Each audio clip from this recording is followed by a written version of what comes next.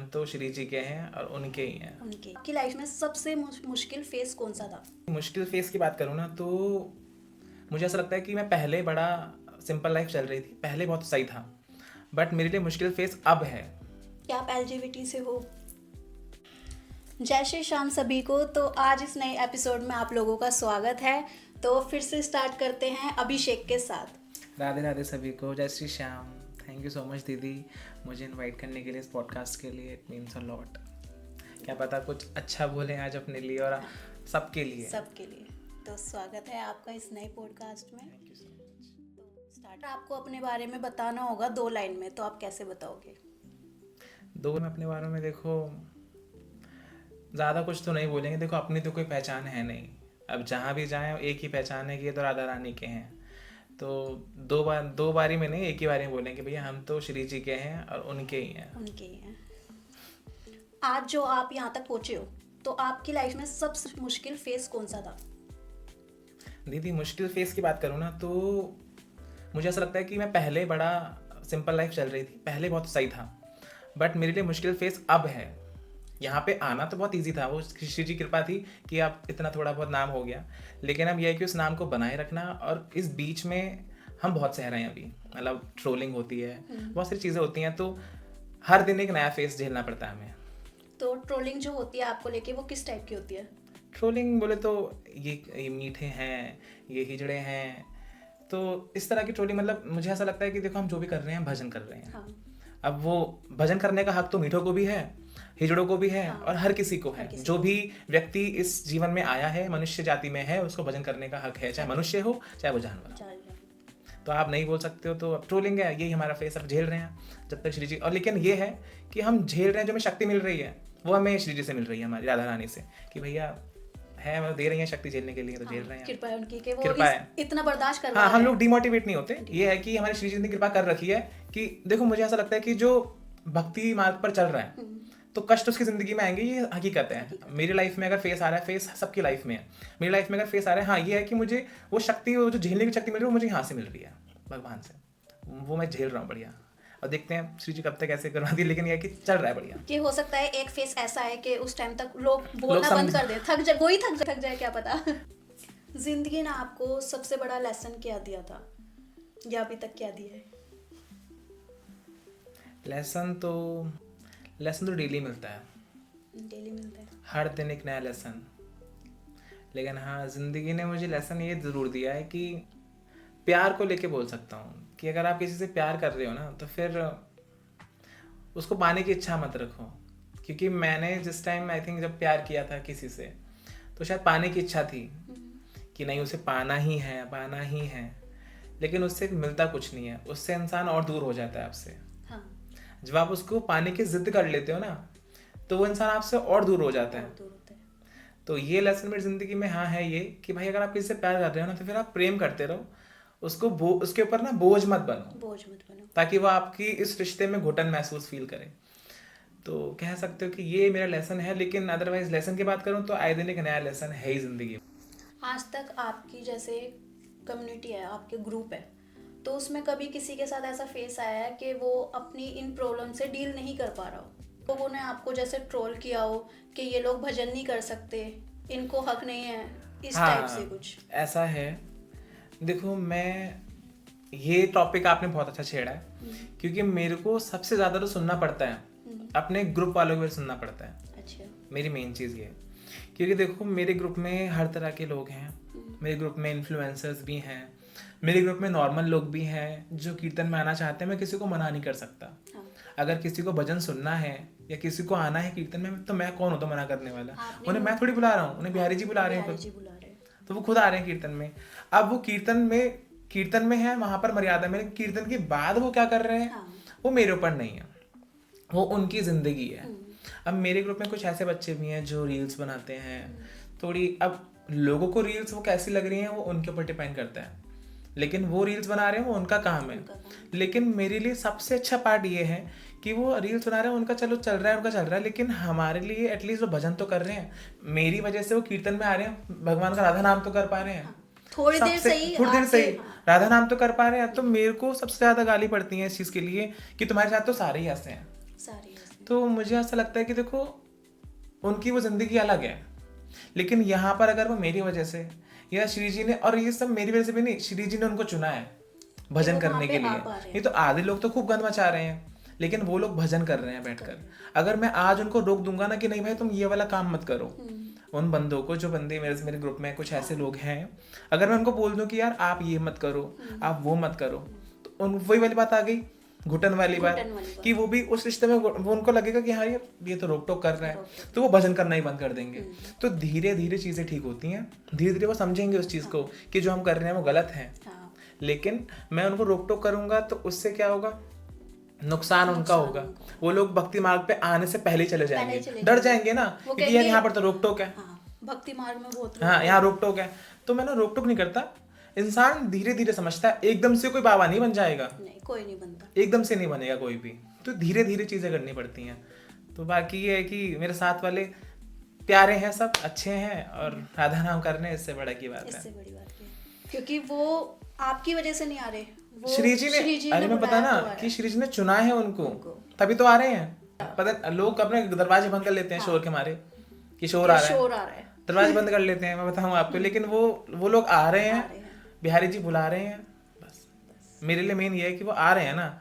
हम कौन होते हैं किसी को रोक टोक करने? अब मुझे लोग बोलते हैं कि आप क्यों बुलाते हो उनको, मैंने बोला मैं कौन हूँ, मैं कोई नहीं हूँ उनको बुलाने वाला, बिहारी जी बुला रहे हैं, लेकिन आ रहे हैं तो बहुत अच्छी बात है, मोस्ट वेलकम है, कोई भी आओ, चाहे वो कोई भी हो, कीर्तन में आओ।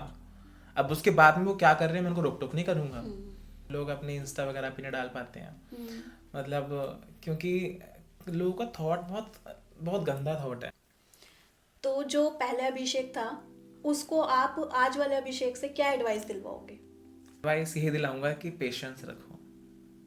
पहले वाला अभिषेक जो था ना वो बड़ा ही ये था कि क्यों नहीं हो रहा काम, राधा रानी से लड़ना, बिहारी से लड़ना है, भगवान क्यों नहीं कर रहे हो, मैं आपको इतना मानता हूँ कर नहीं रहे हो।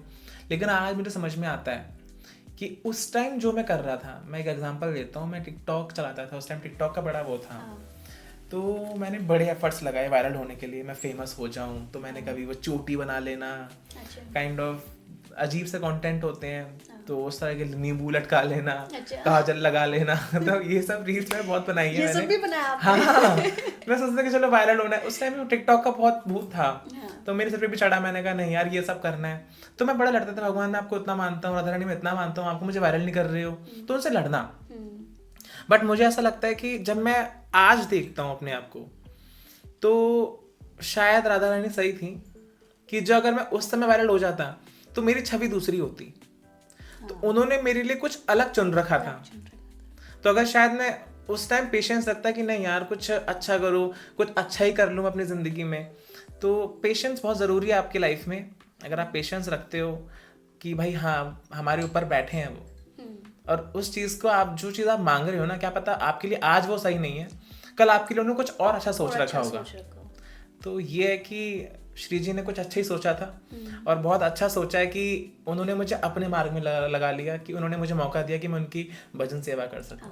उन्होंने आपके लिए वो रास्ता नहीं चुना था, ये रास्ता चुना था। तो ये है कि अभी आपकी लाइफ में ऐसा हुआ है कि आपका किसी ने साथ ना दिया हो?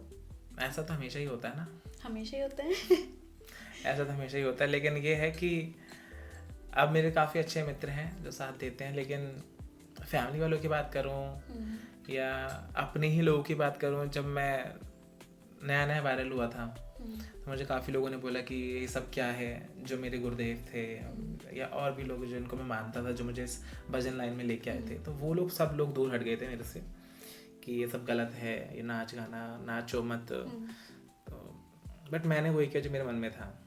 और फैमिली वाला तो तुम जानते ही हो, गरीबी हो तो फैमिली तो पहले दूर भाग जाती है, तो फैमिली ये तो सब घर की कहानी है।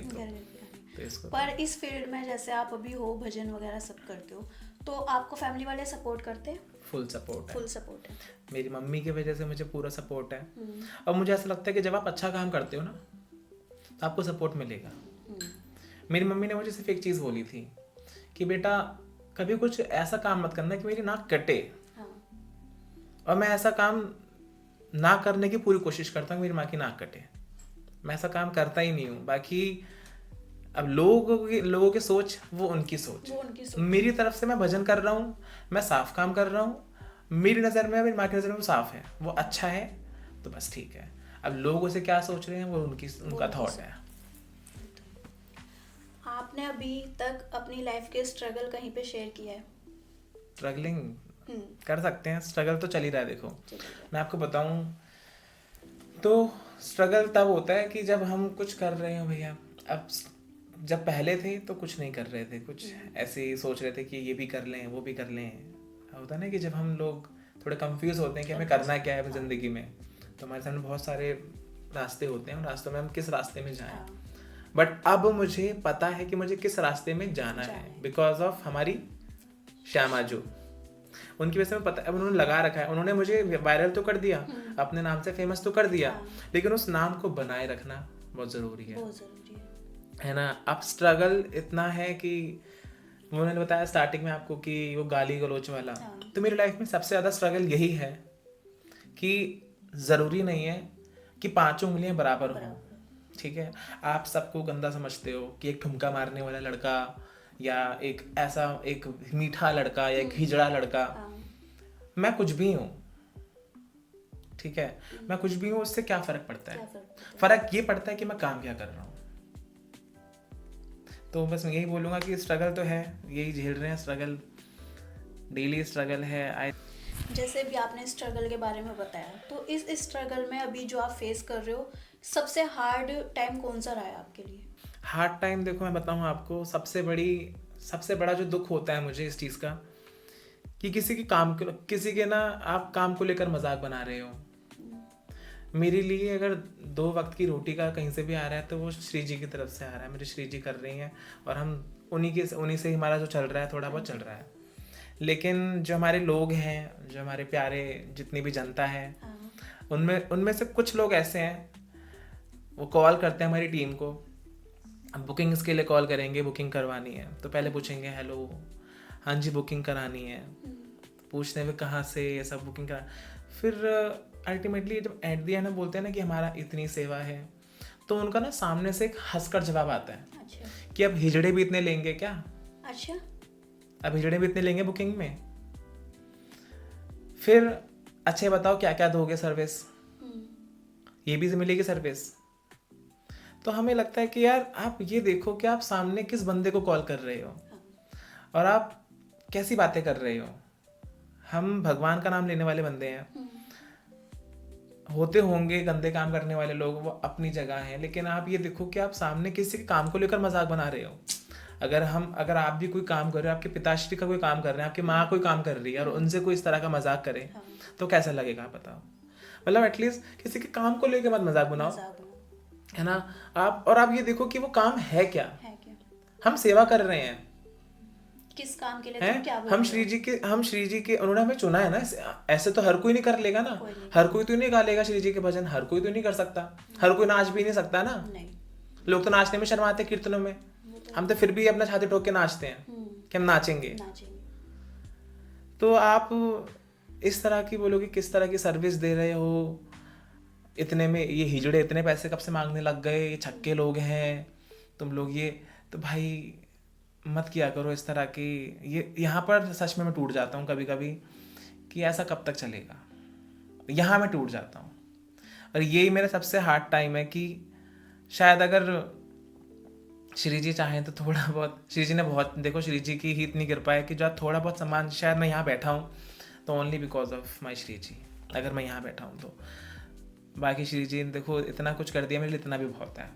वो झेलने वाला पार्ट तो मैं झेल ही रहा हूँ बिकॉज मेरे अंदर है शक्ति इतनी झेलने के लिए कि उन्होंने दे रखी है मुझे। बाकी लोग कुछ नहीं बोल सकते, ये लोग सच में ही बहुत घटिया हैं। तो आप जो ये स्पिरिचुअल जर्नी आपने स्टार्ट करी थी, ये कब स्टार्ट किया, कितना टाइम हो गया आपको? ये बचपन से ही हूँ मैं। बचपन से? मेरी मम्मी बहुत स्पिरिचुअल थी, और मम्मी इतनी स्पिरिचुअल थी मेरी कि भजन सुनना उनको शुरू से ही। पूनम दीदी एक हैं हमारे ब्रज की रसिक हैं, बहुत सुंदर भाव गाती हैं। जो आपने भजन सुना है मैं तो भान वेडिंग जाऊंगी, वो वायरल भजन जो है वो भी उन्हीं का ही भजन है। तो बचपन से उनको वो बहुत सुनती थी, और जब वो सुनती थी तो फिर हम भी सुनते थे। तो वो सुनते सुनते सुनते ऐसा प्रेम जगा। फिर हाँ, फिर मेरे को शुरू से था पहले एक्टर बनना था, है ना। मुझे कॉमेडियन बनना था, मुझे कॉमेडी करना बहुत पसंद है। उसके बाद फिर सोचा कि एक्टिंग में तो भैया पैसा चाहिए।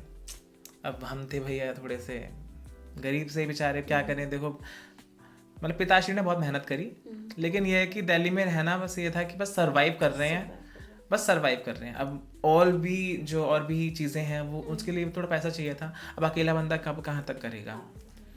मेरे पिताश्री ने अपना पूरा जान लगाई अब अच्छी ज़िंदगी देने के लिए, और दी। फिर एक्टिंग छोड़ के फिर हमने सोचा कि चलो सिंगिंग करते हैं।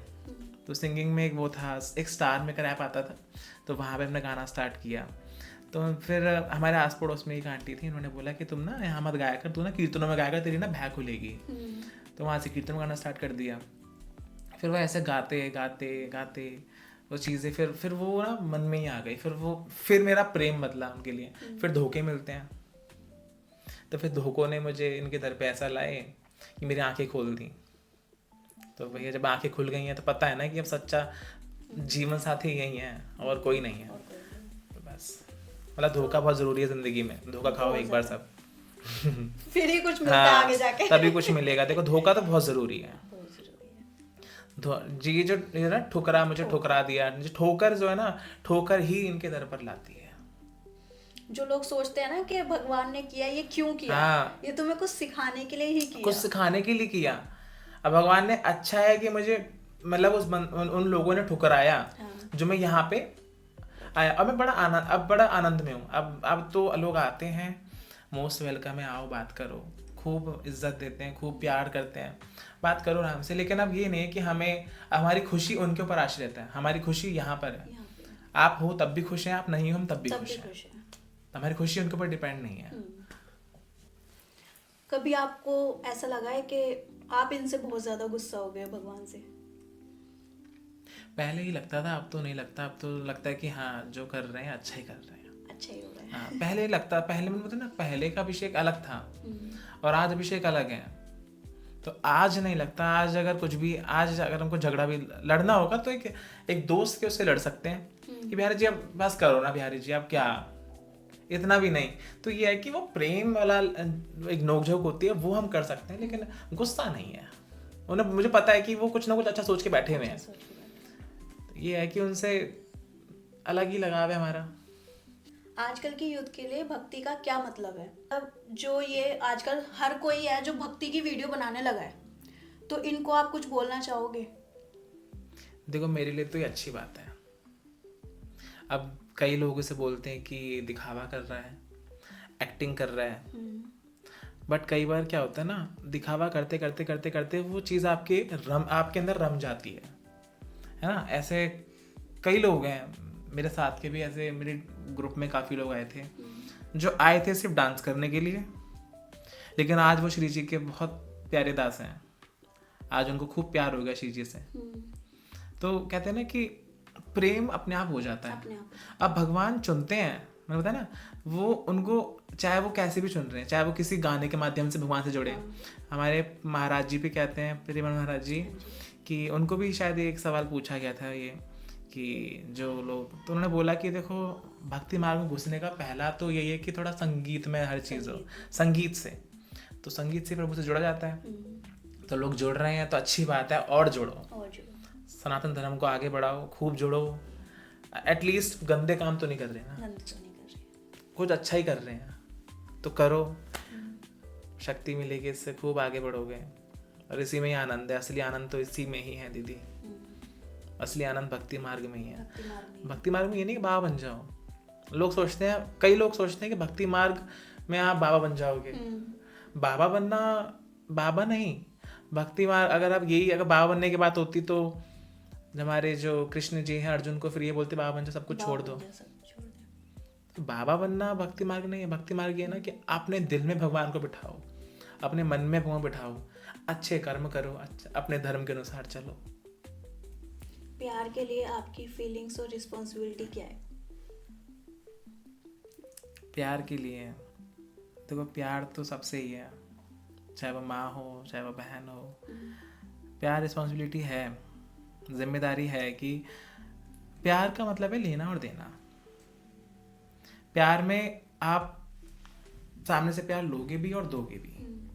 जब चीज़ें आदान प्रदान होंगी ना तो आपका प्यार रहेगा। मुझे ऐसा लगता है प्यार के अंदर कहीं ना कहीं स्वार्थ छुपा है, कहीं ना कहीं। मुझे ऐसा, ये मेरा पर्सनल कंसर्न है, आप कहीं पब्लिक मुझे बाद में मारने लग जाए। प्यार का मतलब ये मेरा पर्सनल कंसर्न है कि प्यार हम किसी से प्यार करते हैं तो प्यार भी तभी होता है जब चीज़ें मेरे अकॉर्डिंग चल रही हैं। आप मेरे कहने से सारा काम करे जा रहे हो, तो ये कितना प्यारा है, कितना अच्छा है। तो और मैं अगर कुछ बोल दूँ ना ऐसे करके, अभी मैं बोल रहा हूँ कि यार नहीं अब ये नहीं है वो दूसरा करो, तो नहीं मुझे सिखा रहा है, तो वहीं पर ही वो प्यार जो है ना वो थोड़ा सा अनबन। तो ये प्यार का मतलब ये कि आदान प्रदान, प्रेम होता है निस्वार्थ। अगर आप किसी से प्रेम कर रहे हो तो आप प्रेम कह सकते हो कि हाँ प्रेम तो ये है कि बस करा जाए, प्रेम कर सकते हो। लेकिन प्यार में तो आदान प्रदान है। प्यार तो एक जिम्मेदारी, जैसा तो वो जिम्मेदारी है कि आपको निभाना है उस चीज को, तो वो जिम्मेदारी है। जैसे एक रिश्ते में प्यार होता है तो वो एक जिम्मेदारी हो गई भैया। फीलिंग तो है ही कि जब आप अच्छा कर रहे हो, आप सामने से आपको अच्छा मिल रहा है, तो ऑटोमेटिकली प्यार हो गई होगा। हर किसी को किसी ना किसी चीज से प्यार है, किसी को या तो पैसों से, फेम से, किसी ना किसी चीज से है। हाँ बिल्कुल। तो प्यार तो जरूरी है, तो प्यार जिम्मेदारी भी है, रिस्पॉन्सिबिलिटीज, प्यार जरूरी है। आपके लिए आपकी लाइफ में आज तक का सबसे सच्चा रिश्ता कौन सा है? मेरी माँ, वही है बस मेरी। माँ के लिए कुछ कहना चाहोगे? मम्मी के लिए कोई शब्द नहीं होते। देखो माँ एक ऐसी चीज़ है कि उनके लिए कोई शब्द नहीं है। कुछ फीलिंग्स मेरी माँ को, मतलब मेरी माँ ही है जो मेरे को, जब मैं उदास होता हूँ तो मैं, मतलब मेरा बहुत स्माइली फेस है, तो मेरी क्या सबकी ही माँ ऐसी हैं देखो कि अपने बच्चे को पहचान लेती हैं। तो थैंक यू मम्मी, मेरे को समझा आपने, एंड लव यू। अब मैं इतना तो नहीं बोल पाऊंगा कि जितना आपने मेरे लिए किया उतना शायद हम कभी नहीं कर सकते, है ना। मतलब मेरे लिए मेरी पहली भगवान मेरी माँ है। मेरे लिए मेरी सबसे पहले मेरी माँ ही है। एक वर्ड में बोले तो माँ भगवान। तो मेरे लिए मेरी माँ ही सब कुछ है। पहले श्री जी का सबसे बड़ा तोहफा मेरी माँ। शायद वो ना होती तो आज मैं ना होता।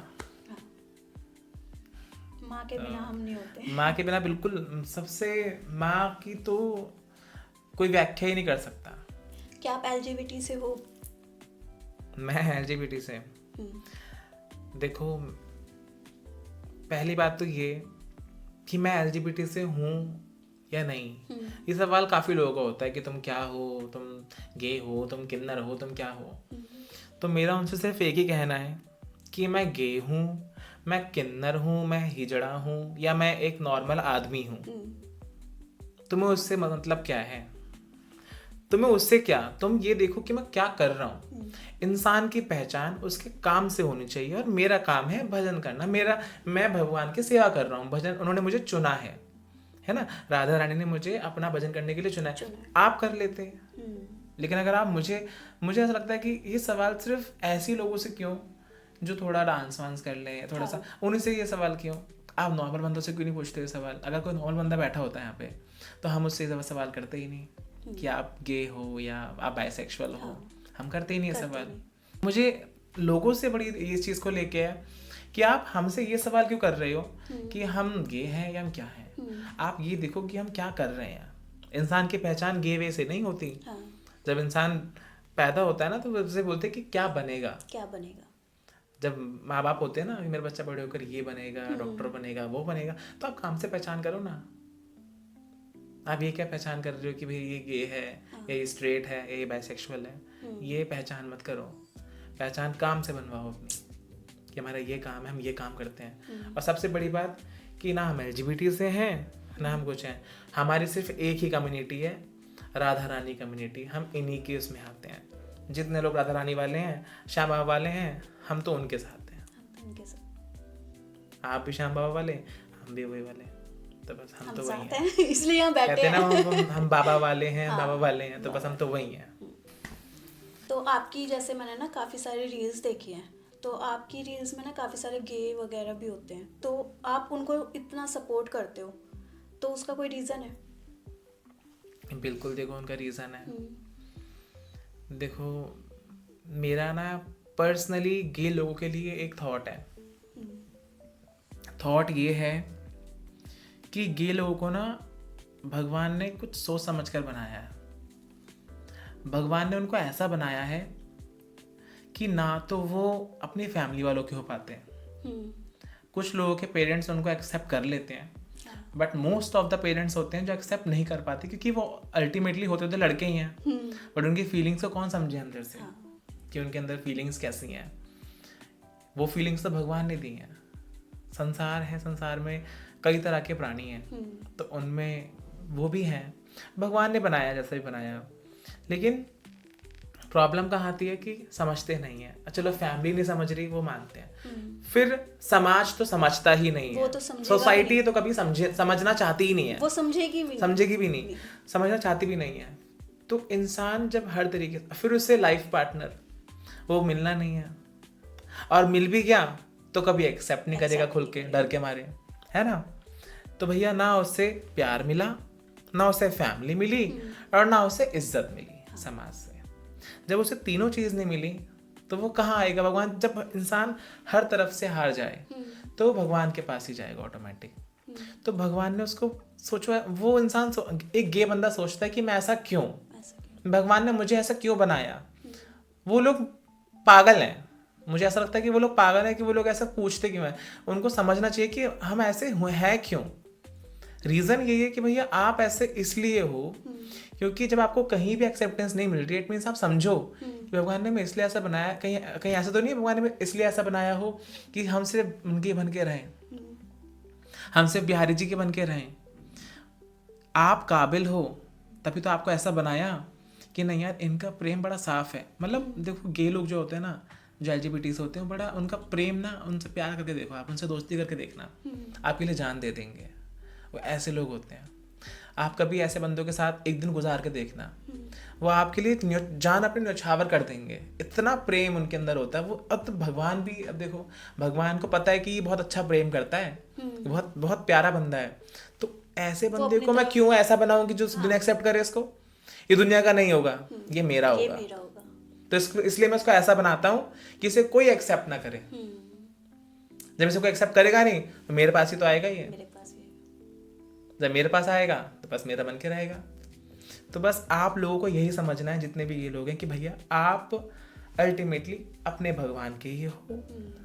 आप अपने जो भी आप जिसको मानते हो आप उनके हो। तो आप अपना सच्चा प्रेम ना यहाँ दिखाओ, प्रभु की तरफ। सच्चा प्रेम वहां करो, लोगों से उम्मीद नहीं करो, लोगों से उम्मीद मत करो, लोगों से उम्मीद मत करो।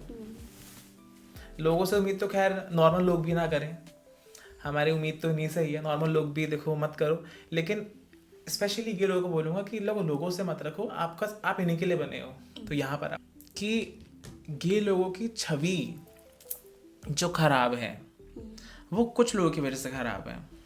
खराब ऐसे है, मतलब काफ़ी सारे मेरे फ्रेंड हैं जो मुझे बताते हैं कि एक फ्रेंड है, रैपिडो वाला है, तो उन्होंने बताया कि भाई मैं एक बार जा रहा था तो पीछे से एक बंदे ने ऐसे टच वच करा, बैड टच करा उसको।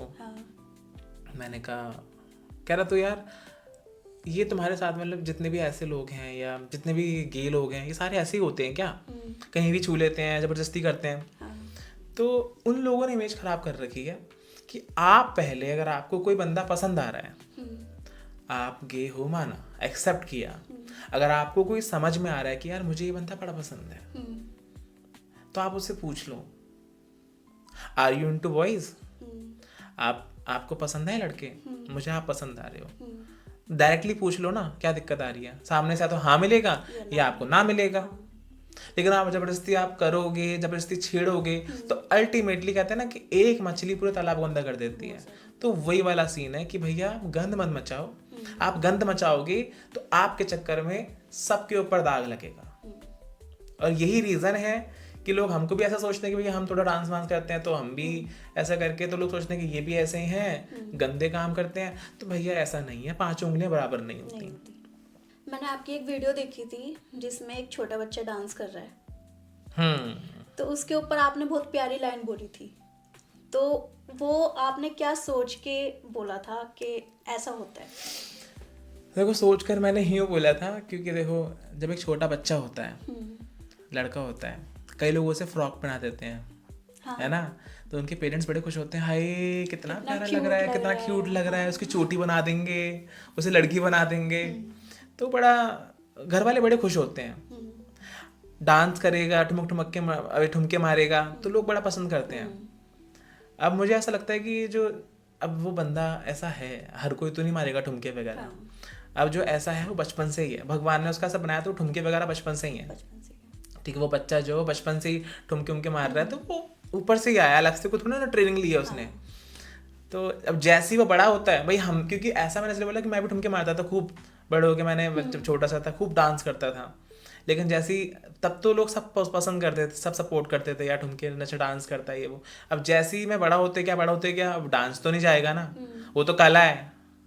अब कला की तो कोई जेंडर नहीं होता कि भाई किन्नर ही नाच सकते हैं, लड़के ही नाच सकते हैं, हर कोई डांस कर सकता है। ठीक है, तो जैसे ही बड़ा बड़ा होते गए, तो अब देखो हम कोई कमेंट्स हमारे चले जाओ कमेंट बॉक्स में, कीजड़े, छक्के, पता नहीं बोंडू, पता नहीं नाम भी इतने हो गए, पता नहीं कितने नाम है। तो इसलिए मैंने उस बच्चे को एडवाइस दी कि अगर तुम रेडी हो गाली खाने के लिए, तो ही कंटिन्यू करना इस चीज़ को, ठुमके वगैरह मारने का, डांस वांस करने के लिए, नहीं तो आगे जाके गालियाँ सुननी पड़ेंगी बाबू। तो अपने आप को स्ट्रांग पहले लेके चलना कहीं बाद में, क्योंकि देखो कई लोग ना झेल नहीं पाते इस चीज़ को और सुसाइड कर लेते हैं। तो मेरा मानना है कि पब्लिक की ट्रोलिंग से मत डरो। एंड आप कहीं ना कहीं अगर आप स्पिरिचुअल हो ना, कहीं ना कहीं अगर आप भगवान को मानते हो, तो आप, मुझे लगता है कि 80% चांसेस हैं कि आप डिप्रेशन को झेल सकते हो। अगर आप भगवान को मानते हो तो आप 80% डिप्रेशन को झेल सकते हो। अगर भगवान को नहीं मानते हो तो फिर आप नहीं झेल पाओगे, क्योंकि फिर आपके दिमाग में ना वही चलता रहेगा कि मुझे लोगों ने ऐसा बोला, मुझे लोगों ने वैसा बोला। तो अगर आपको डिप्रेशन से बचना है, मेरी ये चीज़ सब सुनना, अगर आपको डिप्रेशन से बचना है तो आपको प्रभु से जुड़ना ही होगा। इनसे जुड़ जाओगे तो फिर आनंद ही आनंद है। क्योंकि अगर आपको रोना है ना, तो आप यहीं आके रो, लोगों के आगे रोओगे, दुनिया के आगे रोओगे, तो वो सुनेगी तो आपकी, मतलब एकदम रोकर सुनेगी, लेकिन हंसकर उड़ा देगी कि यार देखो तो परेशान है। तो हम अपनी कमजोरी क्यों किसी को दें? आप अपनी कमजोरी किसी के हाथ में मत दो कि भाई मेरी ये कमजोरी है। लोग सुनेंगे आपसे आपकी कमजोरी, लेकिन बाद में उसको पता है कि ये बंदा यहाँ से टूट जाएगा, अगर हमने ये चीज़ बोली तो मतलब यहाँ से टूटेगा, तो हम क्यों अपनी कमजोरी दें? हमारी कमजोरी इनके हाथ में, हमारी डोर इनके हाथ में, तो अपनी जो डोर है ना वो इनके हाथ में, तो बिहारी जी के हाथ में, तो आनंद ही आनंद है। तो डिप्रेशन फिर होगा ही नहीं। आपको अगर किसी ने छोड़ा तो यहाँ पर आगे रो अच्छे से कि भगवान मुझे ऐसे ऐसे छोड़ा है, मैं रो, अपनी शिकायत करो, अपने आप को यहाँ पर, अपने आप को यहाँ पे एकदम से तोड़ दो कि भैया अब आप ही हो मुझे जोड़ने वाले, अब वो जोड़ेंगे, वो शक्ति मिलती है। राधा नाम में बहुत शक्ति है, खूब आनंद है। आप करो, देखो मेरे को काफ़ी लोग बोलते हैं, भैया मैसेज आते हैं, इतने लड़कियां मैसेज करती हैं, मेरे बॉयफ्रेंड ने ऐसा किया, या मेरे पार्टनर ने ऐसा किया। तो मेरे को सिर्फ एक ही है कि बाबू देखो, मैं ज़्यादा एडवाइस नहीं दे सकता इन चीज़ों के बारे में, लेकिन इतना है कि भगवान से जुड़ जाओ, डिप्रेशन अपने आप ख़त्म हो जाएगा। कोशिश तो करो जुड़ने की, आप धाम जाओ, आप भजन सुनो, आप ऐसे लोगों से मिलो जो भगवान से जुड़े हुए लोग हैं। आप डायरेक्टली भजन नहीं सुन सकते, मैं समझता हूँ इस चीज़ को कि जो इंसान नॉर्मल है वो डायरेक्टली कैसे सुन लेगा सब चीज़ों को, लेकिन अपनी संगत बदलो, अपनी संगत बदलो, अपने साथ ऐसे लोग रखो जो भगवान से जुड़े हुए लोग हों, भगवान की चर्चा करें। तो ऐसे लोगों से जुड़ोगे तो अलग ही आनंद है, अलग ही आपको धाम पे जाके भी एक अलग ही वाइब्रेशन मिलती है। मैं बताऊं, मेरे साथ ऐसे कितने लोग गए हैं जो कभी गए ही नहीं थे, मैंने उनको जबरदस्ती, मैंने कहा एक बार जाके देख ले, तुझे रिजल्ट मिलेगा। और वो गए, उन्हें रिजल्ट मिला, और खूब प्रेम करते हैं। लेकिन आपको विश्वास करना पड़ेगा, विश्वास होना चाहिए, विश्वास करना पड़ेगा। काफ़ी सारे संतों का कहना है कि लड़के जो होते हैं वो घाघरा पहन के वृंदावन, बरसाना, ये सब काफ़ी सारी जगह जाते हैं तीर्थ धाम पे, तो वो अपने आप को गोपियाँ बोलते हैं, तो सखी बोलते हैं, तो उनका ये सब कहना ठीक है? देखो ये बहुत बड़ा शब्द है, गोपी कहना, सखी कहना। अपने आप को, क्योंकि गोपी खुद में ही एक बहुत बड़ी एक चर्चा है ना। गोपी शब्द ही कि हम गोपियां हैं, तो ये भाव गुप्त भाव है। हाँ, लेकिन मुझे ऐसा लगता है कि लहंगा और चोल लहंगा हो गया या कुछ भी उनके श्रृंगार को लेकर जो क्वेश्चन उठते हैं वृंदावन में, तो मुझे ऐसा लगता है, मेरा पर्सनल थॉट है, मैं किसी भी संत को नहीं बोल रहा हूँ इस चीज़ के लिए, कि भैया लहंगा या मेकअप वो उसकी पर्सनल पसंद है, वो उसकी पर्सनल चॉइस है। तो लहंगा और मेकअप को आप अलग रखो, उसकी भक्ति को अलग रखो। अच्छा। दोनों ही चीज अलग हैं। लहंगा पहनने वाला भी वही भक्ति करेगा, वही प्यार करेगा जो एक नॉर्मल बंदा करेगा। हाँ। प्यार तो एक फीलिंग है ना, वो फीलिंग तो जा ही रही है, वो भगवान से जुड़ के राधा राधा राधा बोलना। अब चाहे वो लहंगा पहन के करे, चाहे वो धोती कुर्ता पहन के करे, लेकिन है तो भाव तो एक ही है ना, भाव तो एक ही है। कि ठाकुर जी को रिझाना है। अगर वो अपने आप को बोल रहे हैं तो ठीक है। मुझे लगता है कि देखो, या तो फिर आपको ज्ञान हो उसके बारे में, फिर आप उस चीज पे अमल करो कि हाँ, ये अगर मैं हूँ गोपी, तो फिर आपको अपनी पांचों इंद्रियों पे हाँ मतलब लगे कि हाँ भैया मेरे को अपना काबू है अपने आप पे। हाँ। तो फिर आप बोल सकते हो कि भाव, बट ये मत बोलो कि हम श्रृंगार करके ही अब औरों को बोलूं। कुछ लोग ऐसे हैं, जो मोस्ट ऑफ द लोग ऐसे ही हैं जिनको पता भी नहीं है कि क्या गोपी भाव है, क्या सखी भाव है, उन्हें पता भी नहीं है, और फिर भी अपने आप को बोले चले जा रहे हैं। तो वो चीज़ गलत है कि आप श्रृंगार करने के लिए, लहंगा पहनने के लिए अपने आप का वो वाला भाव बोल रहे हो, तो वहाँ पर उस भाव का अपमान है वहाँ पर उस भाव का अपमान है। या तो आप उस भाव के बारे में पूरा जानो और अपने आप को कोशिश करो कि आप उस भाव में ढाल सको अपने आप को। कोशिश करो, कोशिश करने से तो क्या नहीं होता। ठाकुर जी को रिझाना है, ठाकुर जी हमारे इतने कठोर नहीं है। लेकिन गलत यही है कि आप बस अपने श्रृंगार करने के लिए मत बोलो कि हम ये हैं, सिर्फ अपने शौक के लिए। वो फिर मत बोलो कि हम मतलब वो हैं, अपने आप को डिफेंड करने के लिए हम वो हैं, इसलिए हम ये सब पहन रहे नहीं। आप ये बोलो कि मेरी मर्जी में कुछ भी पहनूं, बट मैं उनसे प्रेम करती हूँ, मैं उनसे प्रेम करता हूँ। मेरी मर्जी, मैं कुछ भी पहनूं, मैं लहंगा पहनूं चाहे चोली पहनूं, वो मेरी मर्जी है, मैं कुछ भी पहनूं। मैं तो ऐसे ही रिझाऊंगा उनको, मैं तो ऐसे ही प्यार करूंगा उनको, अब मेरी पसंद है। लेकिन हाँ, आपको अगर नहीं ज्ञान उस चीज़ के बारे में, उस भाव के बारे में ज्ञान नहीं है, फिर आप बोल रहे हो लहंगा ये सब पहनकर कि ये सब पहनना ही गोपी भाव है, तो वो गलत है। आप पहले ज्ञान लो, पहले समझो कि वो क्या है, उसके बाद फिर आप बोलोगे। तो खुद बोलना ही क्यों है, खुद बोलना क्यों है। अपने आप को गोपनीय रखो, अपने आप को छुपा कर रखो। बाकी तो हमारे संत जो बोले हैं वो सही है, वो सही है। जैसे कि आपने डांस की वीडियो बनानी स्टार्ट की थी, तो अभी डांस तो काफ़ी सारे लोग करते हैं, बट आप लोगों के ऊपर ही उंगली क्यों उठाई जाती है? क्योंकि हम भक्ति मार्ग से है ना। हाँ, इसीलिए देखो, उंगलियां उन्हीं पे उठती हैं मोस्टली। आप जितने भी देख लो, जितने भी साधु संत हैं, इनफैक्ट लोगों ने प्रेमानंद महाराज जी को नहीं छोड़ा। हाँ, है ना। लोगों ने तो उनको भी ट्रोल किया। लोगों ने बोला कि इनका भी एक अलग ही प्रोपेगेंडा है, सुबह सुबह जाना, ये सब। तो लोग जो है ना, हमारे सनातन धर्म में क्या है, एक मुस्लिम लोग होते हैं ना, वो गलत, साथ वाला गलत भी होगा ना तो उसको साथ देगा। मुस्लिम कम्युनिटी ऐसी बड़ी स्ट्रॉन्ग कम्युनिटी है कि साथ वाला गलत भी होगा ना, वो साथ देगा, नहीं यार मेरा भाई जान है, मेरा भाई है। लेकिन हमारे वाले भाई थोड़े समझते हैं, हमारे वाले तो भाई नहीं, ये ऐसे कैसे, इससे बड़ा संत मैं हूँ, इससे बड़ा संत मैं हूँ। तो हमारे में बड़ा वाला छोटा बड़ा चलता है।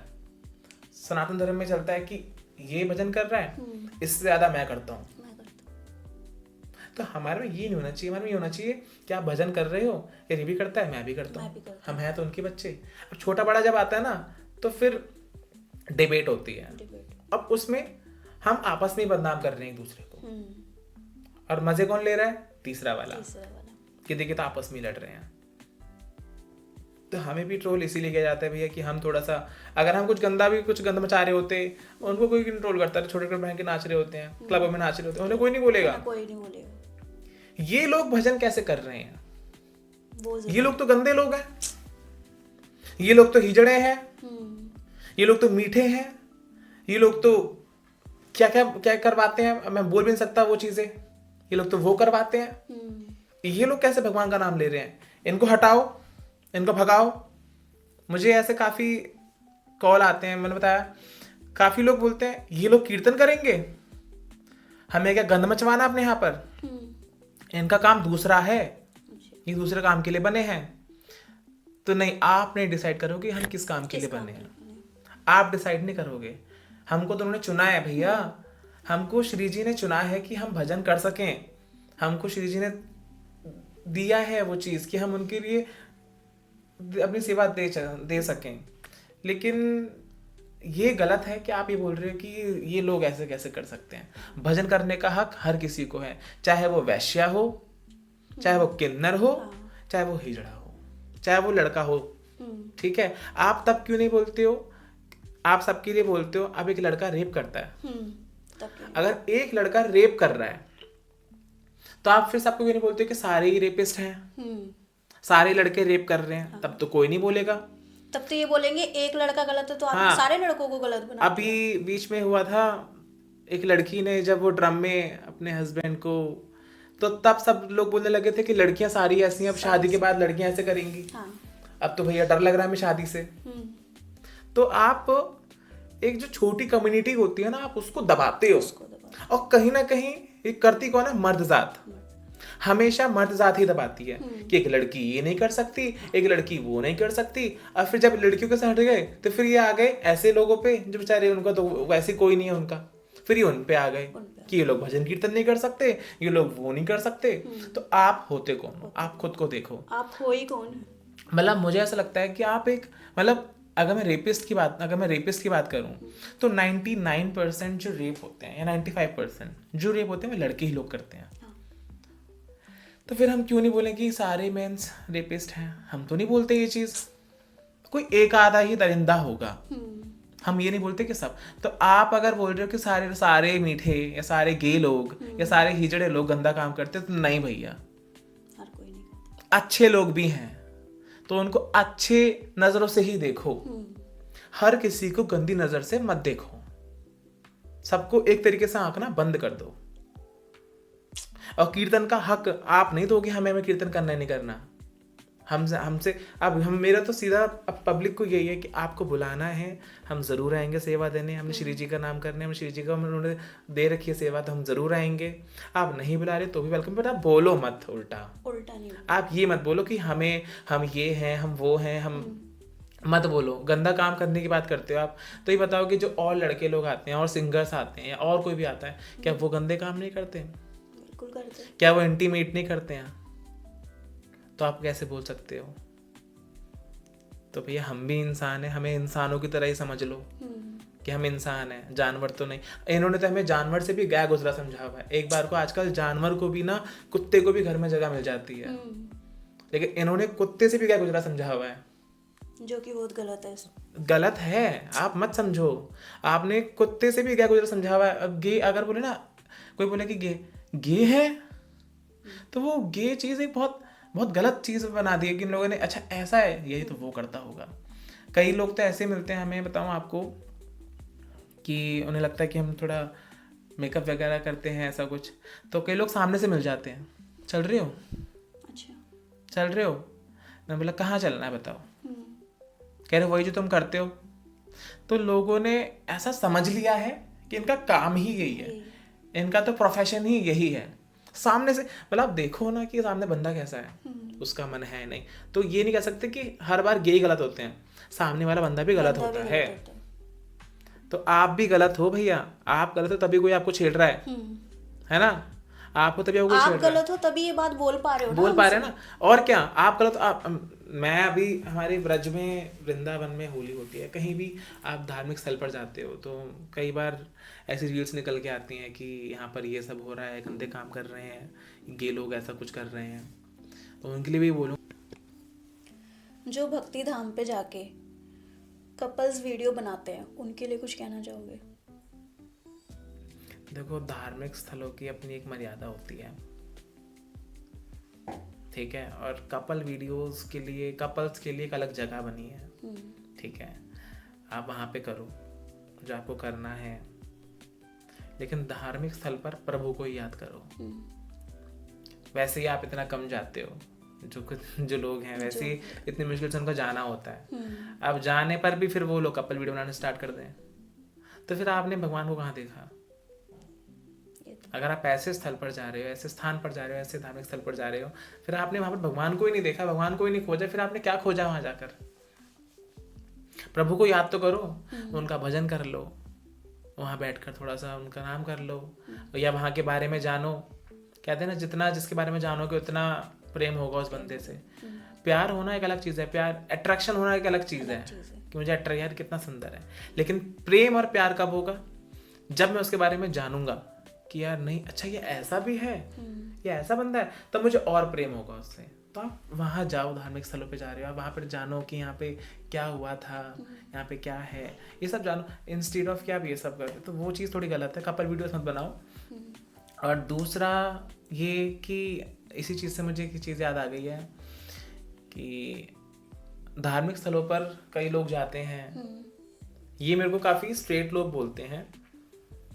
अभी मैं एक जगह था, मेरे को कॉल आया था भैया का, तो पहली बार एक धार्मिक स्थल पर गए, पहली बार धार्मिक स्थल पर गए, तो उनका कॉल आया मेरे पास कि अभिषेक, आपने मुझे बोला था कि आप एक बार आओ, बड़ा आनंद आएगा आपको। तो मैं गया, लेकिन मेरा एक्सपीरियंस अच्छा नहीं रहा। मैंने कहा ऐसा क्या होगा, एक्सपीरियंस अच्छा नहीं रहा आपका? वो तो हमारा मतलब खूब आनंद में, भैया आप जहाँ भी धार्मिक स्थल पर जा रहे हो खूब आनंद है, तो आप क्यों नहीं जा रहे हो, मतलब क्यों आपका एक्सपीरियंस बेकार रहा? तो कहते हैं कि अभिषेक मतलब ना वहाँ पर कुछ गे लोगों ग्रुप आया, अच्छा, कुछ गे थे या ट्रांस थे, जो भी थे, उनका ग्रुप आया और उन्होंने मेरे धोती में हाथ डाल दिया सामने से आके। मैंने कहा धोती में हाथ डाल दिया? कह रहे हाँ, और गंदे काम करने के लिए मुझे फोर्स करने लगे। तो मैंने बोला फिर आपने क्या किया? कह रहे ऑफ कोर्स मैंने उनका मतलब मना किया कि यार ये सब क्या कर रहे हो। तो उन्होंने बोला ये सब चलता है धाम पे ही। हाँ, धाम में ही थे वो। अच्छा, आनंद मतलब मजे लो।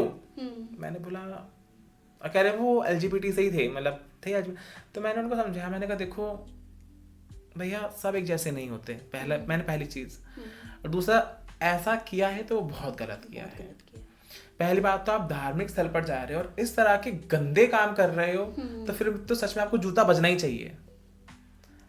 कई जगह पर ऐसी चीजें हैं कि उनको जूता बचता है, कई धार्मिक स्थल ऐसे हैं जहां पर पता है कि ये सब काम होगा, तो पहले से वो लोग रेडी रहते हैं कि इनके सर पे जूता मारो, और वो जूता खाने वाले काम कर रहे हैं।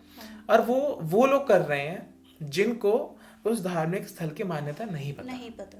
बट वो लोग भीड़ में जा रहे हैं कि नहीं हमारे शौक पूरे होंगे, हमें लहंगा पहनने को मिलेगा, हमें लड़के लोग मिलेंगे, हमें इंपॉर्टेंस मिलेगी, हम श्रृंगार करेंगे, हमें 10 लोग देखेंगे, और फिर हम उनको अप्रोच करेंगे और फिर हम गंदे काम करेंगे।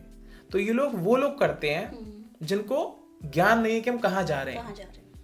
तो भैया मैं आपसे रिक्वेस्ट कर रहा हूँ, अगर आपको अपना श्रृंगार करना है, लहंगा चोली पहननी है, आपको अट्रैक्शन पाना है लोगों का, तो आप धार्मिक स्थल को छोड़ो, आप कहीं ऐसी जगह पे जाओ जहां पर आपका खूब बढ़िया काम चले, वहां जाओ, खूब गंद मचाओ, आपको कोई कुछ नहीं बोलने वाला। लेकिन आप धार्मिक स्थल पर आकर अगर गंद मचाओगे तो फिर आपको बोला ही जाएगा, आपको गलत बोला जाएगा, क्योंकि आपकी वजह से सब गंदे हो रहे हैं, पूरी कम्युनिटी गंदी हो रही है।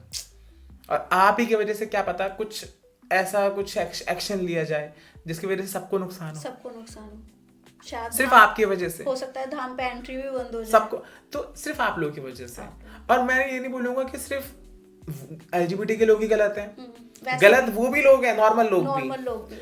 अब कई बार ऐसा होता है कि नॉर्मल लोग सामने से खुद अप्रोच कर लेते हैं, चल रहे हो क्या, तो नॉर्मल लोग धार्मिक स्थल पर ही, वो गलत हुए, तो वो भी तो गलत हुए।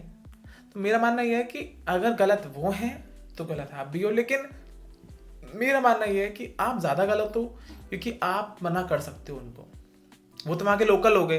लेकिन आप तो धाम में जा रहे हो, आप तो शर्म करो थोड़ी सी कि आप धाम में 1 दिन के 2 दिन के लिए आए हो, तो शर्म करो ना। 1-2 दिन कंट्रोल नहीं हो रहा आप लोगों से, या आपकी सारी जितनी भी आपकी इच्छाएं वो सारी यहीं धाम में पूरी करके जाओगे। तो उनके लिए यही है कि भैया प्लीज हाथ जोड़कर विनती है कि आप धाम में आ रहे हो तो दर्शन करो, आनंद लो, और ये सब काम मत देखो, आनंद लो। भगवान की चर्चा करो, प्रभु की चर्चा करो, बट ये सब मत करो जिसकी वजह से सबकी छवि खराब हो जाए। तो काफी लोग ना जैसे बोलते हैं कि उनका खाटू से बुलावा नहीं आ रहा, बरसाने से बुलावा नहीं आ रहा, मतलब किसी भी धाम से उनका बुलावा नहीं आ रहा, तो उनका ये बोलना सही है? बिल्कुल गलत है उनका ये बोलना, क्योंकि देखो बुलावा वो तो वेट कर रहे हैं आपका कि भक्त आए, कि भगवान देखो किसके लिए हैं, उन्हीं के लिए तो हैं, उन्हीं के लिए है ना। तो वो चाहते हैं कि आप आओ, लेकिन आप खुद नहीं जा पा रहे हो, बिकॉज आप खुद अपने काम में इतना व्यस्त हो, अपनी जिंदगी में इतना व्यस्त हो। और सबसे बड़ी बात कि हम जाने से पहले ना बहुत सारे क्वेश्चंस बना लेते हैं अपने मन के अंदर कि ये कैसे होगा और वो कैसे होगा।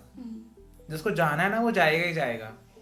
अगर आज मुझे खाना खाना है तो वो खाना ही है, फिर ये नहीं कि मैं कैसे खाऊंगा, कैसे करूंगा। चाहे बनेगा, चाहे दाल मखनी बने, चाहे अरहर की दाल बने, लेकिन खाना तो बनेगा, खाना तो खाएगा। तब कैसे जाएं, जाए कैसे जाए, बुला नहीं रहे, ये सब एक्सक्यूज है। आप बस मन में एक बार ठान लो कि आपको जाना है तो जाओ, आपका वेट कर रहे हैं, क्योंकि हमारी राधा रानी बड़ी करुणामयी है। हाँ। बाबा श्याम हमारे बड़ी कृपालु हैं, हारे के सहारे हैं। तो आपको लगता है कि वो इतने कठोर होंगे, आपको नहीं बुला रहे, इतने कठोर वो नहीं है। लेकिन हम लोग अपने मन को कठोरता में ऐसे अपने आप को ना ठंडे पड़ जाते हैं कि यार हमें बुलावा नहीं है, तो हमने अपने दिल को शांति दे दी कि उनका बुलावा नहीं, हमने खुद को एक तसल्ली दे दी है कि यार बुला नहीं रहे वो अभी, फिर हम भी एफर्ट्स नहीं लगा रहे। जब इंसान तसल्ली दे देगा फिर हम भी कहाँ एफर्ट्स लगाएंगे। अगर हम एफर्ट्स लगाना स्टार्ट करें तो आज नहीं तो कल तो जाओगे, बट वो एफर्ट्स ही नहीं लगाओगे। अगर आप एक बार बैठा लिए कि नहीं भी बुलावा नहीं आ रहा, जब होगा बुलावा अपने आप चले जाएंगे, फिर तो कोई बुलावा नहीं है। अगर आप आज नहीं जा पा रहे हो तो क्या पता आपने एफर्ट्स लगाते रहो, क्या पता कल चले जाओ, परसों चले जाओ, लेकिन चले ही जाओगे, फिर तो कृपा करेंगे वो भी सोचेंगे कि हाँ भैया अब एफर्ट्स लगा रहा है, अब तो कृपा करनी पड़ेगी, अब तो करनी पड़ेगी कृपा, अब तो रास्ते दिखाना, अब तो दिखाना पड़ेगा। लेकिन हम बैठा के पहले ही बैठ जाएं कि भैया बुलावा नहीं है इसलिए नहीं आ रहे, तो फिर तो अपने सर पे मुक्का मार दो और घर बैठे रहो अपने। मैंने ना आपकी एक वीडियो पे कमेंट देखा था, किसी ने बोला था कि इन लोगों के साथ घर की बहन बेटियां सेफ है। हाँ, उसके बाद एक शब्द और था कि इनके पास वो नहीं है जिससे वो डरती है। हाँ, ये सवाल था। क्या बोलूं ऐसे लोगों के लिए। देखो, और पहली बात तो ये तो बहुत अच्छी बात है कि आपकी घर की बहन बेटियां हमारे साथ सेफ हैं, ठीक है। और ये तो आप क्या चाहते हो, वो बंदा जो बोल रहा था वो क्या चाहता है कि आपकी बहन बेटी के लिए कोई भाग जाए, जो वो सेफ बोल रहा है कि सेफ, मतलब या तो वो मुझे टोंट मार रहा है, या तो वो मुझे बोल रहा है, या वो लड़कियों के लिए बोल रहा है, या तो उसके घर में कोई होगी बहन बेटी जो उसकी भाग गई हो किसी के साथ, है। तो साफ सीधी बात है कि भाई आप किसी के लिए ना गलत मत बोलो। और दूसरी चीज कि आप बोल क्या रहे हो, अभी देखो कि जिससे वो डरती हैं, मतलब आपकी सोच बता रही है कि आप किस तरह के इंसान हो। तो ऐसे लोगों को तो रिप्लाई ना करो। मैंने तो रिप्लाई फिर भी कर दिया। कभी आपको किसी ने बोला है कि आप रुद्र तारा की तरह भी लगते हो, जो वो चौकी लगाते हैं माता की? कभी मुझे कई बार ऐसे लोग होते हैं तो मुझे बोल देते हैं। एक बार की बात है, मैं रैपिडो से आ रहा था करके, रात को कहीं से आ रहे थे, मैं रैपिडो की, तो वो बहुत देर से मतलब मुझे बाबा जी करके और गुरु जी करके बोल रहा था। तो मुझे लगा शायद कीर्तन वीर्तन सुने होंगे तो शायद इसलिए बोल रहा है। लेकिन घर पे आते आते तक मुझे बोल रहा है कि आप गद्दी कहाँ लगाते हो। अच्छा। मैंने गद्दी कौन सी, कह रहे चौकी। मैंने कहा ये सब तो मैंने, कह रहा आप बताते हो ना, भविष्य बताते हो ना। मैंने कहा भविष्य बताता हूँ मैं लोगों का। मैंने कहा भाई हम तो भजन कीर्तन करते राधा रानी के। कह रहे नहीं आप काली माता का भजन करते, आप काली माता के भक्त हो। मैंने कहा नहीं हम राधा रानी के भजन करते हैं, बाबा श्याम कीर्तन करते हैं। तो फिर मेरे दिमाग में आया, मैंने कहा हाँ वो हैं एक चंडीगढ़ से हैं शायद भैया, रुद्र तारा जी। तो अब लोग समझते हैं तो भाई मैं क्या ही बोलूं, बट मैं अभिषेक हूँ तो मुझे उन्हीं की तरह ही समझो, अभिषेक श्याम जो राधा रानी बाबा श्याम के कीर्तन करते हैं। बट काफी लोग बोल देते हैं मुझे उनकी तरह लगता हूँ। क्या लग तो रहे हो। कीर्तन में कभी ऐसा हुआ है आपके साथ कुछ हंसी मजाक वाली कुछ चीजें हुई हो? कीर्तन में हर कीर्तन में कुछ ना कुछ हंसी मजाक हो ही जाती है। जैसे एक कीर्तन में था मैं, वहाँ पर क्या बोलते हैं, तो मतलब मैं कुछ भजन गा रहा था, तो एक पंक्ति मैंने गाई, तो मैंने बोला कि बाकी फिर आप कंप्लीट करो उसको। तो वहाँ महिलाएं बैठी हुई थी, कह रही तुम तो माइक में गा रहे हो, अच्छा, बिना माइक गा के दिखाओ। तो मैंने कहा चलो कोई नहीं, अब मैं गाऊंगा माइक में, अब आप भी माइक में गाना, ठीक है। तो मैंने एक पंक्ति गाई, अब उसे गाने के बाद फिर मैंने बोला कि लो अब आपकी बारी। तो वो करती हैं ऐसे करती है। मैंने बोला गा लिया? कह रही आपने एकदम से लगा दिया, आपने एकदम से माइक पे लगा दिया। और सारे लोग इतना हंसे, मैं क्या बताऊं, लेकिन मस्ती है, आनंद है, देखो इसी में ही होता रहता है, ऐसा हंसी मजाक तो होते ही रहते हैं, आनंद है कीर्तन में। ऐसे एक बार मैं गिर गया था कीर्तन करते करते, डांस कर रहा था, नित्य सेवा दे रहे थे, गड्ढा आ गया, गिर गए, तो तब सब लोग हंसने लग गए थे। तो मैं कहा चलो कोई नहीं, आज तुमने छल कर दिया हमारे साथ। उनको हंसा। जैसे आपको कीर्तन के इनविटेशन आते हैं, मतलब आपको एंट्री के लिए बुलाते हैं कोई, तो आपको वहाँ पे कभी कोई प्रॉब्लम फेस करनी पड़ी है? कई जगह पर फेस करनी पड़ती है। कुछ जगह पर ऐसा होता है कि कीर्तन की व्यवस्था कोई और कर रहा है और सारा ऑर्गेनाइजर के अंडर है, लेकिन फैमिली वालों ने पर्सनली मुझे बुला लिया, तो उन्होंने अपनी टीम लगा रखी है, लेकिन उस टीम के दौरान मेरी भी एंट्री है, 1-1.5 घंटे की एंट्री मेरी भी है, मेरे को भी सेवा देनी है अपनी। तो जब हम अपनी सेवा दे रहे होते हैं, तो उस बीच में जो वहाँ के साउंड वाले होते हैं या वहाँ के म्यूजिशियंस बोलूँ, वो बड़ा भेदभाव करते हैं। मतलब मुझे ऐसा लगता है कि वो इतना गिरा देंगे कि देखो बिना साउंड के और बिना म्यूजिशियंस के एक सिंगर भी कुछ नहीं है ना। और वो इतना उसको डिमोटिवेट कर देंगे कि वो बंदा गाना भी चाहेगा तो भी नहीं गा पाएगा, उसका ऐसा कर देंगे, या तो साज वाले ढंग से बजाएंगे नहीं, या साउंड इतना अच्छा कर देंगे कि वो गाने का मन ही नहीं करेगा उसका। अभी एक बार की बात है, अभी बीच में एक, नाम तो नहीं लूँगा, क्या पता उनको थोड़ा बुरा लग जाए भैया को, उन्होंने बुला लिया मुझे बोल के कि भैया आप आओ, और उनके मान सम्मान के लिए गया मैं। तो उन्होंने शायद कथा कराई थी, तो हम गए, लेकिन भैया वहाँ पर अब जो व्यासपीठ पर विराजमान थे प्रभु जी, देखो वैसे तो नहीं बोलना चाहिए, वो व्यासपीठ पर देखो हमारे ठाकुर जी समान है वो तो, लेकिन उन्होंने थोड़ा सा हमारे साथ गलत किया। मतलब अपने म्यूजिशियंस थे उनके, तो वो आधा घंटा इतनी कोई बड़ी बात नहीं होती। आप अपने आधा घंटा अपने म्यूजिशियंस को आप बोल सकते हो कि आप आधा घंटा और इन भैया के साथ बजा लो। तो जैसे ही मैंने माइक अपने हाथ में पकड़ा है, तो महाराज जी के जो म्यूजिशियंस थे वो खड़े हो गए कि हम नहीं बजाएंगे इनके साथ। तो मैंने बोला अब ये चीज़ तो मेरे से बात नहीं हुई ना, ये चीज़ तो आपको अपने संस्था वाले लोगों से बात करो। तो मेरे साथ ये चीज़ बहुत गलत हुई थी कि जैसे म्यूजिशियंस ने उठाया, फिर संस्था वालों ने बात करी, उनको पैसे वैसे एक्स्ट्रा दे के तो उनको बजवाया, लेकिन फिर भी उन्होंने ढंग से नहीं बजाया। ऊपर से फिर व्यासपीठ पर विराजमान प्रभु जी जो थे, उन्होंने बोला कि भैया समय बहुत हो गया है, मतलब देखो आप मुझे आधा घंटा तो दो, आपने आधा घंटे में नहीं दिया, 2 भजन भी नहीं गाए, तो फिर आने का फिर या तो फिर संस्था वाले से बात करो आप डायरेक्टली। तो आप किसी भी नए बच्चे को ना आप दबाने की कोशिश मत करो, आप उसको उठाने की कोशिश करो। कोई मैं देखो मेरे लिए नया ही है, मैं पहले नित्य सेवा देता था, नित्य सेवा से फिर मैंने भजन सेवा देनी स्टार्ट करी कि मैं भजन कीर्तन भी करता हूँ। मेरे लिए चीज़ नहीं है, लेकिन आप दबाना स्टार्ट करोगे तो ये चीज़ गलत है। अगर आपके बीच में कोई नया बंदा उठ रहा है तो उसे उठाओ, उसे सपोर्ट करो, ना कि उसे गिराओ। तो आप जाते जाते कुछ कहना चाहोगे? इतना ही कहना है कि भैया राधा नाम करो, खूब आनंद लो, भक्ति मार्ग पे चलो, अच्छे कर्म करो, किसी का बुरा मत मानो, अब बुरा करो मत किसी का, ना किसी को बोलो और ना कुछ बोलो। और कुछ बुरा बोल रहा है तो उसको सह लो, को ज़्यादा ऐसा बुरा बोल रहा है जो सहना चाहे तो फिर जवाब भी दो उसको, है ना।